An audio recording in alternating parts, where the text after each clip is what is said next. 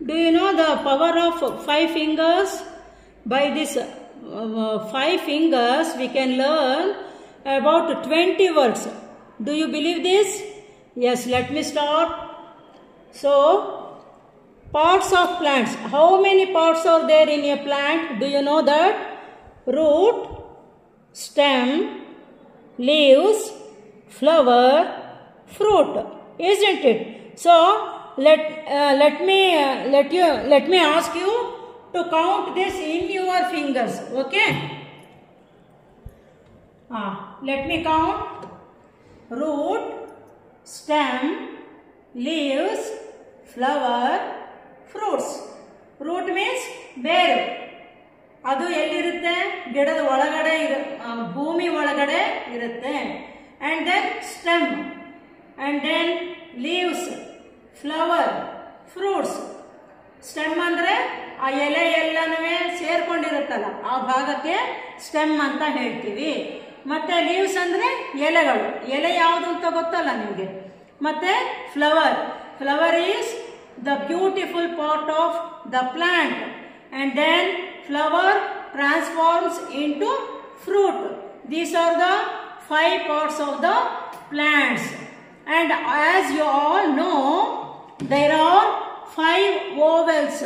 What are they? A, E, I, O, U. So, see here. A, E, I, O, U. These 5 are the vowels. And then, what are 5 in our body? There are 5 sensory organs. We call it sensory organs. What are they?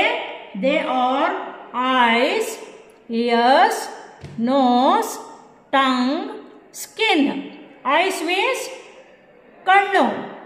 ಕಣ್ಣಿಂದ ಏನು ಮಾಡ್ತೀವಿ? We see with our eyes and we hear with our ears. ಕಿವಿಯಿಂದ ಕೇಳಿಸ್ಕೋತೀವಿ. Nose. What is the function of the nose? The nose smells and even we breathe with our nose. Okay? And then tongue. ನಾಲಿಗೆ ಏನು ಮಾಡುತ್ತೆ? ರುಚಿ ನೋಡುತ್ತೆ ಮತ್ತೆ ಮಾತಾಡೋದಕ್ಕೆ ನಮಗೆ ಸಹಾಯ ಮಾಡುತ್ತೆ.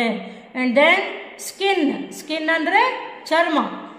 Skin protects our body from heat, cold, rain. So it gives us the feeling of cold, heat and other senses. Okay? These are called sensory organs or jnanendriyagalu, from which we get knowledge of these 5 things. Okay? And then there are 5 oceans. Oceans andre ಸಾಗರಗಳು. ಯಾವ್ದು ಸಾಗರಗಳು?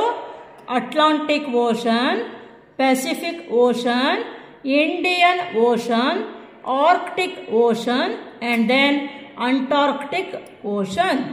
Thank you.